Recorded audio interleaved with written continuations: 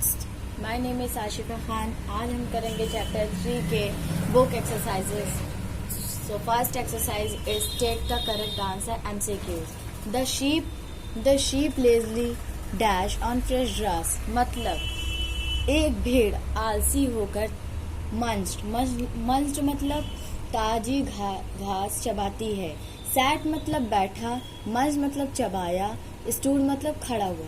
तो इस MCQs में ऑप्शंस में मस्ट होगा, क्योंकि भेड़ आलसी होकर ताजी घास खाती है या चबाती है। Okay. A wolf had an eye on the. एक भेड़िए की नजर थी, किस पर थी? शीप भेड़ पर थी, लैम्ब बी भेड़ पे थी, या डॉग कुत्ते पर थी। तो वॉल्फ की नजर किस पे थी? शीप पे थी। Okay. The wolf generally sat on a large piece of. भेड़िया आमतौर पर एक बड़े टुकड़े पर बैठा था। किस पे बैठा था? स्टोन एक पत्थर पे बैठा था, रॉक की चट्टान पे बैठा था, ग्रास या घास पे बैठा था। तो वॉल्फ कहाँ बैठा हुआ था? चट्टान पे बैठा हुआ था। चट्टान पे आप लोग टिक करिए। 4th number, the dash had eaten most of his flock. उसके अधिकांश रेवड़ खा गया होगा। क्या खा गया होगा? वॉल्फ, डॉग या लॉयन? डॉग। तो चलिए हम लोग करते हैं B exercise. Tick the true और false. The wolf generally sat on a large piece of rock. क्या भेड़िया हमेशा चट्टान पर बैठा रहता था? Yes, true. 2nd number, the wolf had eaten most of his sheep। क्या भेड़िया मतलब ईटन मोस्ट मतलब कुछ ज्यादा ही शीप को, मतलब आधे से ज्यादा शीप को वो खा गया था? Yes, true. भेड़िए ने जब मतलब शेपार्ड को बुला लिया गया था अर्जेंटली, तो भेड़िए के ऊपर उसने सारा मतलब जिम्मा डाल दिया था शीप का। तो जैसे ही मतलब वो अर्जेंटली जाता है तो भेड़िया आधे से ज्यादा भेड़ को खा जाता है। और जब शेपार्ड वापस आता है तो वो लाशें देखता है सबकी, तो वो बहुत ही ज्यादा मतलब डर भी जाता है और विटनेसिंग फील करता है बहुत ज्यादा, और शॉक भी हो जाता है बहुत ज्यादा, उसको सदमा लग जाता है। One day the shepherd caused a wolf which had strayed into the forest। एक दिन क्या शेपार्ड ने वॉल्फ को पकड़ लिया था फॉरेस्ट में घूमते हुए? Yes, true. हम लोग ने स्टोरी में पढ़ा था, तो हम लोग ने देखा था ना, एक दिन मतलब वो जो भेड़िया था वो चट्टान पे हमेशा बैठता था, तो शेपार्ड ने उसको देख लिया था कि वो चट्टान पे मतलब बैठा इधर उधर घूम रहा था, तो उसको डर था वो मेरी शीप को कोई नुकसान ना पहुंचा दे, इसलिए उसने उसको पकड़ लिया था। And the 4th, the shepherd would find the wolf waiting at edge of the field every morning। क्या शेपार्ड देखता था कि रोज भेड़िया मतलब उन लोगों की रोज फील्ड में आता था, और हर सुबह जैसे ही मतलब शेपार्ड आता था हर सुबह अपने भेड़ियों को चराने, मतलब क्या घास वास खिलाने, वैसे ही ये भेड़िया भी आता था, इधर उधर ऐसे ही घूमा करता था, और चट्टान पे अपनी एक प्लेस थी उसकी, वो चट्टान पे बैठता था। तो जो शेपार्ड मतलब जो देखभाल करता था भेड़ लोग की, वो उसे देख लिया था, और वो बहुत ही ज्यादा उसके ऊपर निगरानी करता था। क्यों? क्योंकि ताकि वो कोई नुकसान ना पहुंचा दे मेरे भेड़ लोग को। Yes, this is true. चलिए हम लोग करते हैं C exercise, fill in the blanks. Number 1, early every morning a shepherd took his flock of sheep. क्या हर सुबह शेपार्ड अपने भेड़ लोग को लेके जाता था हरी ताजा घास खिलाने? Yes, flock of sheep. हम लोग यहाँ पे फिल करेंगे फ्लॉक। ओके।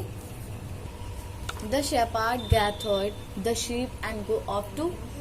शेपार्ड मतलब क्या? शेपार्ड अपने भेड़ों के साथ क्या करता था? कभी कभी सो जाता था। सो जाने मतलब स्लीप, तो आप यहाँ पे क्या राइट करेंगे? Sleep. The shepherd would find the wolf waiting at the edge of the field every morning। Shepherd. The shepherd would find the wolf waiting at the dash of the field every morning। मतलब क्या shepherd जब अपनी भेड़ों को लेके आता था, जब वो ताजी घासें खाती थी, तो क्या फील्ड में हर सुबह वो कौन आता था? वॉल्फ आता था, मतलब भेड़िया आता था और वो उसकी एक प्लेस थी, चट्टान पे हमेशा बैठ जाता था। जब वो शेपर्ड आता तब वो उसके पीछे पीछे चला करता। तो waiting at the edge of the field every morning. Number 4, the shepherd was dash to home urgently. अब शेपर्ड को क्या किया गया था, अर्जेंटली क्या किया गया था, तो कॉल बैक होम, उसे अर्जेंटली घर बुलाने के लिए कहा गया था। तो call back home dash. Number 5, the shepherd dash the welfare his flock to a wolf. The shepherd dash the welfare his flock to a wolf. अब शेपर्ड उसमें क्या, मतलब जो भेड़िया था वो हमेशा आता था, उन लोग को देखता था पर नुकसान नहीं पहुंचाता था। अब शेपर्ड बेफिक्र हो गया, मतलब केयरलेस हो गया। उसने कहा कि अब ये रोज आता तो है बट ये कुछ करता तो है नहीं, इसलिए वो उस पर ट्रस्ट करने लगा। क्या करने लगा, ट्रस्ट करने लगा। इसीलिए उसी चीज का फायदा उठाते हुए वॉल्फ ने भी अपना काम चला दिया। तो क्या होगा, इंटरेस्टेड। शेपर्ड ने उस पर क्या किया था, इंटरेस्टेड किया था, इसीलिए यहाँ पे क्या होगा, इंटरेस्ट। ओके फ्रेंड, आज हम करेंगे चैप्टर 3 के question answers, short and long. Answer this questions orally. Who took flock of sheep out in the fields to graze. भेड़ों के झुंड को मैदान में चुराने के लिए कौन ले जाता था। अब भेड़ों को मैदान में चुराने के लिए कौन ले जाता था, तो कौन लेकर जाता था, शेपर्ड, मतलब चरवाहा लेकर जाता था। तो हम क्या राइट करेंगे, shepherd. Okay. Number 2, what did the shepherd catch into the field. Shepherd ने देख के किसको देखा और किसको पकड़ा, तो शेपर्ड मतलब चरवाहे ने तो वॉल्फ को पकड़ा था, मतलब भेड़िए को पकड़ा था। Number 3, where did the wolf sit generally. Wolf मतलब भेड़िया, मतलब अक्सर कहाँ बैठता था, अक्सर या ज्यादातर कहाँ बैठता था। The wolf sit generally sat on a large piece of rock. ज्यादातर जो वॉल्फ था मतलब भेड़िया था, वो ज्यादातर बैठता था एक चट्टान पे। Piece of rock means large piece of rock, एक बड़ी सी चट्टान पे वो हमेशा बैठता था और भेड़ को हमेशा देखा करता था, लेकिन कुछ नुकसान नहीं पहुंचाता था। तो स्टार्ट करते हैं हम ये exercise. Answer this question in writing. Where did the shepherd take his sheep for grazing. चरवाहा अपनी भेड़ों को चुराने के लिए कहाँ ले जाता था। आंसर क्या है, every morning a shepherd took his flock of sheep out in the fields to graze। हर सुबह चरवाहा अपने भेड़ों को लेकर एक मैदान में जाता था और जब वह ताजी घासें खाती थी तो वो आराम से बैठ जाता था और नजर रखता था। और फिर जब वो खा चुकी थी तो कभी कभी वो अपने भेड़ों को इकट्ठा करके समटाइम्स इकट्ठा करके उन लोगों के साथ सो जाता था। तो ये है आंसर नंबर 1। आप इसको राइट कर लीजिएगा, लर्न कर लीजिएगा। Okay. So my second question is what did the shepherd do after gathering the flock. भेड़ बकरियों को बटोरने के बाद चरवाहे ने क्या किया था, मतलब जो शेपर्ड था जब उसकी मतलब वो क्या कहते हैं भेड़े घास खा चुकी थी तो उसके बाद शेपर्ड क्या करता, मतलब चरवाहा क्या करता था। इसका आंसर क्या है, he would round them up and walk back home. Sometimes he gathered them, go off to sleep. वो क्या करता था, जब उसकी भेड़े घास खा चुकी होती थी तो वो तो उनको बटोर के ले जाता था अपने घर, या तो कभी कभी उनको अपने साथ मतलब एकदम इकट्ठा करके उनके साथ सो जाता था। ओके, तो ये है answer number 2, he would round them up. Okay, what did the wolf do when the shepherd heard the भेड़िए ने क्या किया जब चरवाहा भेड़ों को चरा रहा था। इसका आंसर ये है कि जब शेपर्ड अपने भेड़ों को चरा रहा था तो भेड़िया चट्टान पर बैठ के क्या करता, उन्हें देखा करता। तो इसका आंसर मैं आपको बुक में टिक लगा रही हूँ, बट आपको 1 मिनट वेट करना पड़ेगा। नंबर 3 का आंसर ये है when sheep eat grass, the wolf watching and no any harm to sheep. Okay. Number 4, when the shepherd come back, what did he find?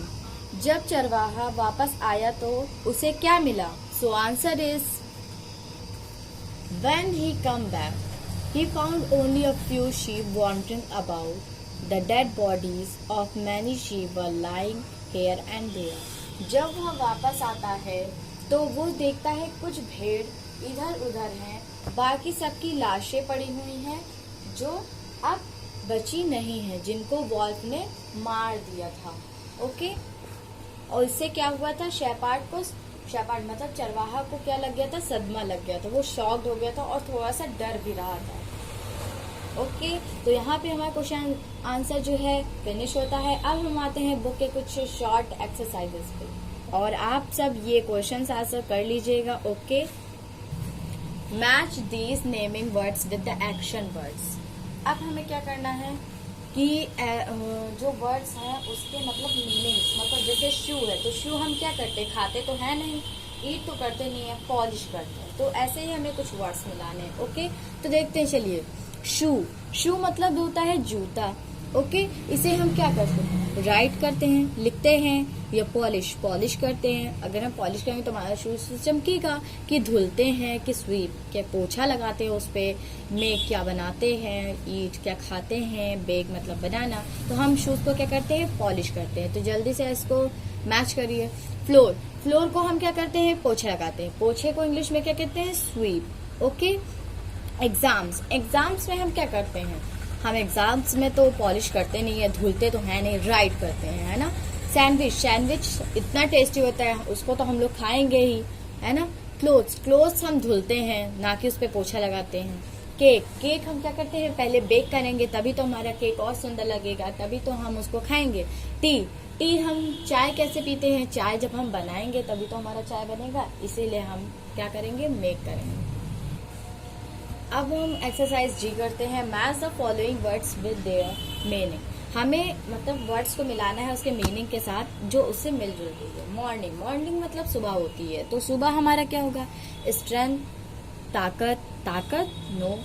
नॉटनेस शरारत होती है, नो. डाउन घोर सुबह हम उठते हैं तो एक घोर होती है, अजीब सी, मतलब जैसे सुबह उठे तो कितना मतलब कूल फील होता है हमें, तो इसका आंसर क्या होगा? डाउन. फ्लॉक मतलब झुंड होता है, तो झुंड. स्टैंड मतलब तो ताकत होती है, नॉटनेस मतलब शरारत होती है, डाउन मतलब बोर होता है, अटेंडेंस मतलब होती है उपस्थिति, लेकिन हर्ड मतलब होता है झुंड. तो फ्लॉक का मतलब क्या होगा? हर्ड. ओके. जल्दी से मैच करिए. मैंने इसमें हिंदी मीनिंग लिख दी है ताकि आपको समझ में आ जाए. एफर्ट मतलब होता है प्रयास किसी चीज करना. तो स्ट्रेंथ ताकत. जब हमें ताकत होगी, हमारे अंदर कॉन्फिडेंस होगा, तभी तो हम किसी चीज का प्रयास कर सकेंगे, इसीलिए एफर्ट का हमारा स्ट्रेंथ होगा. मिसचीफ मतलब होता है शरारत. किसी चीज को मतलब जैसे कोई इंसान या कोई खड़ा है उसके साथ तुम शरारत करो, ऐसे जैसे कोई कुत्ता खड़ा है उसको तुम जानबूझ के ऐसे मारो, तो ये कोई शरारत तो हुई. तो इसका क्या होगा? नॉटनेस मतलब भी होता है शरारत. प्रीसेंस उपस्थिति.